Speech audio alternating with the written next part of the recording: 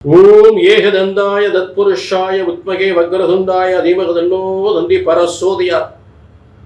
Next J நேர்கள் அனைவருக்கும் கோடான கோடி நமஸ்காரங்களை தெரிவித்துக் கொள்கிறேன். இது சனி வக்ர பயிற்சி பலன்கள். சனியுடைய இயல்பான பார்வையிலிருந்து அந்த இயல்பான பார்வைக்குரிய பலன்களிலிருந்து மாறுபட்ட எதிர்பாராத மிகப்பெரிய யோகத்தை வழங்கக்கூடிய ஒரு சிறந்த பயிற்சி தான் சனி வக்ர பயிற்சி. அதாவது வக்ரம் இல்லாத ஒரு பார்வை ரொம்ப கடுமையா இருக்கும், கொடுமையா இருக்கும். அந்த சனி பார்க்கக்கூடிய இடமெல்லாம் மிகப்பெரிய பாதிப்பை ஏற்படுத்திவிடும். ஆனால் வக்ரம் பற்றி பார்க்கும் பொழுது அதனுடைய பலன்கள் மிகப்பெரிய யோகத்தை ஏற்படுத்தும். அதற்கான விளக்கத்தை பார்ப்போம். இப்ப வக்ர பயிற்சி என்றால் என்ன, இது தெரிஞ்சுக்கிட்டீங்கன்னா உங்களுக்கு தெளிவா புரியும். சூரியன் இருக்கக்கூடிய இடத்திலிருந்து 5, 6, 7, 8ஆம் இடங்களில் சனி பகவான் வந்தால் வக்ரமாகி விடுவார். ஏன் வக்ரமாகிறாரு? சூரியனுக்கு அருகாமையில் வரும் பொழுது சூரியனுடைய கொடூர சக்தி, கொடூர வெப்பத்தை தாங்க முடியாமல் சனி பகவான் பின்னோக்கி ஓடுகிறார். எப்பா தாங்க முடியலப்பா, பின்னோக்கி ரிவர்ஸ்ல போறார். அதான் ரிவர்ஸ்ல போறதுதான் வக்ரம்.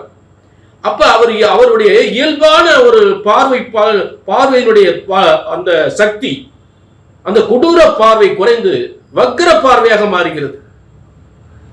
அப்ப அவருடைய அந்த பார்வை பலன் குறைந்து நல்ல பலனாக மாறிவிடுகிறது. அவரை பார்க்கக்கூடிய உக்கிரக பலன் குறைந்து ஒரு மிகப்பெரிய யோக பலன்களாக மாறிவிடுகிறது. இதுதான் சனி வக்ர பயிற்சியினுடைய பலன்கள். புரிஞ்சுட்டீங்களா? சனி வக்ரம் இல்லாம எந்த இடத்த பார்த்தவரோ அதெல்லாம் யோகமா மாறிடும். அப்படிப்பட்ட தடைப்பட்ட சனியினுடைய பார்வையினால் எந்தெந்த இடங்கள் தடைப்பட்டதோ அதெல்லாம் தாறுமாறான மிகப்பெரிய யோகத்தை ஏற்படுத்தக்கூடிய, மிகப்பெரிய வெற்றியை ஏற்படுத்தக்கூடிய ஒரு ஆச்சரியமான பலன்கள். தடைப்பட்ட வியாபாரம், தடைப்பட்ட பொருளாதாரம், தடைப்பட்ட பதவி, தடைப்பட்ட அரசியல், அரசாங்க உத்தியோகங்கள் அனைத்துமே நல்ல தடைப்பட்ட திருமணங்கள், தடைப்பட்ட சொத்துக்கள், தடைப்பட்ட கோர்ட்டு வம்பு வழக்குகள் அனைத்தும் தடைப்பட்ட அனைத்துமே தாறுமாறான வெற்றியை தரக்கூடிய சனி வக்ர பயிற்சி. புரிஞ்சுட்டீங்களா? அதே நேரம் இது பொது பலன். உங்க தனிப்பட்ட ஜாதகத்துல சனிபான் எப்படி இருக்கிறார் அதுக்கு ஏற்றவாறு தான் பலன் கிடைக்கும். அதை தெரிஞ்சுக்கணும்னா கீழே உள்ள நம்பரை நோட் பண்ணிக்கோங்க. அதுக்கு முன்னாடி நான் சொல்லக்கூடிய ஒரு சிறந்த உத்தரவாதம் தான், உங்கள் ஒவ்வொருவரின் தலையெழுத்தும் பிரம்மனால் எழுதப்பட்டதுதான் பிரம்ம வேத ஜோதிட சாஸ்திரம். உங்க தலையெழுத்து பிரம்மன் தான் எழுதியிருக்கிறார். ஆக பிரம்ம விதிப்படி உங்க தலையெழுத்து பிரம்ம வேத ஜோதிட சாஸ்திரம் என்பது ஒருபோதும் தப்புவதில்லை. பிரம்மனால் எழுதப்பட்ட ஜோதிட சாஸ்திரம் ஒருபோதும் தப்புவதில்லை, தவறுவதில்லை. அவரு நல்ல கவனிக்க, உங்களுக்கு என்ன தலையெழுத்து எழுதியிருக்காரு அதை சரியா கணித்தா சரியா நடக்கும். கிரகங்கள் எந்தெந்த இடத்துல உட்கார்ந்து என்னென்ன காரியத்தை செய்ய போதோ கண்டிப்பா செய்யும். எந்தெந்த இடத்துல எந்த கிரகம் அந்த காரியத்தை சரியாகவே செய்யும். அதை சரியா கணிச்சு சொல்றதுன்னா இங்க தவறு ஏற்படுகிறது. அந்த தவறு இங்க வரக்கூடாது. கணித்து சொல்வதுதான் தவறு ஏற்படுகின்றது. வெற்றி நிச்சயம், கவலைப்படாதீங்க. கீழே நம்பருக்கு நோட் பண்ணிக்கங்க. புரிஞ்சுட்டீங்களா?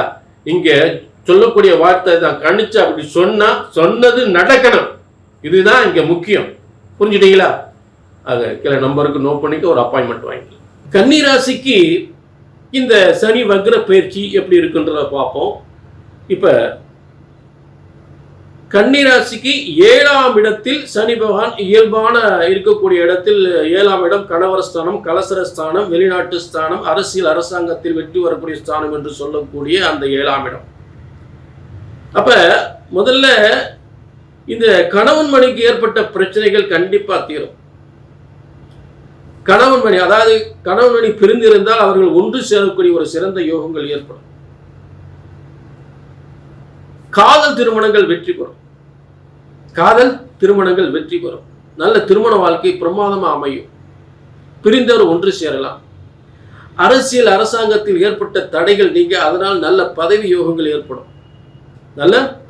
நிச்சயமாக ஏற்படும். புரிஞ்சுட்டீங்களா?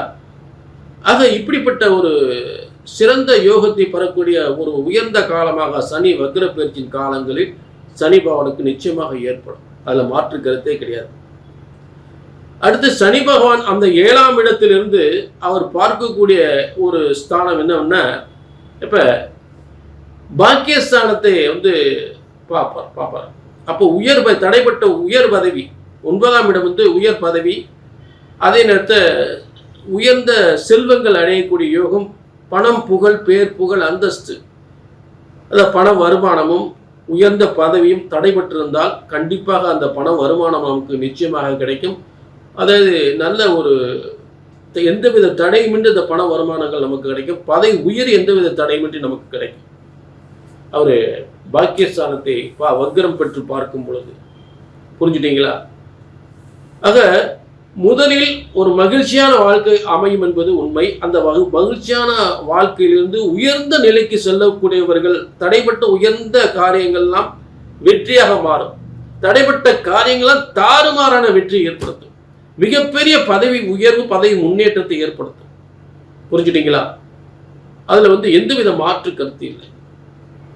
அடுத்ததாக சனி பகவான் 4ஆம் இடத்தை பார்க்கிறார். அப்ப அவர் எந்தெந்த இடத்தை பார்க்கிறாரு? சனி ராசிக்கு பாக்கியஸ்தானத்தும் பார்ப்பாரு, அப்புறம் கன்னி ராசியவே பார்ப்பாரு. ஏன்னா கன்னி ராசியை பார்க்கும் பொழுது கன்னி ராசி என்னெல்லாம் மனசுல நினைச்சிருந்துச்சோ, என்னென்னலாம் ஆசைப்பட்டா அது பூரா தடைப்பட்டிருக்கும்.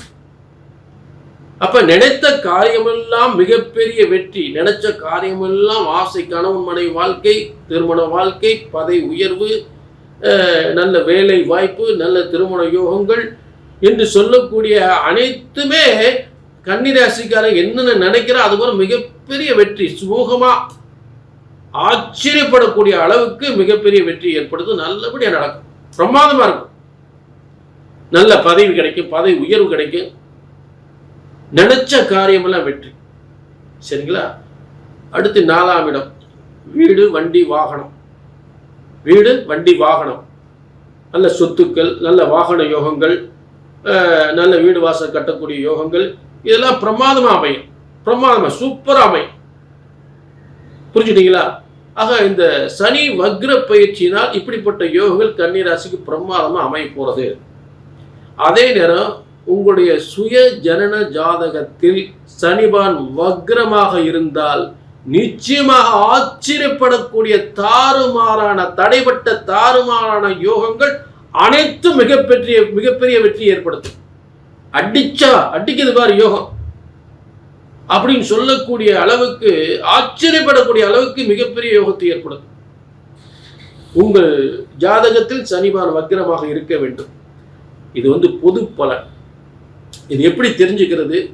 உங்க ஜாதகத்தில் சனிபான் எப்படிப்பட்ட வக்ரமாக இருக்கிறார், ஆட்சி பெற்று இருக்கிறாரா, உச்சம் பெற்று இருக்கிறாரா, பகை பெற்று இருக்கிறாரா, இதெல்லாம் பார்த்து இந்த ஜனன ஜாதகத்திலையும் இந்த கோச்சாரத்தில் இருக்கக்கூடியது எந்த அளவுக்கு ஒத்து போகுதுன்னு பார்த்து அந்த பலன்களை தீர்மானிக்கலாம்.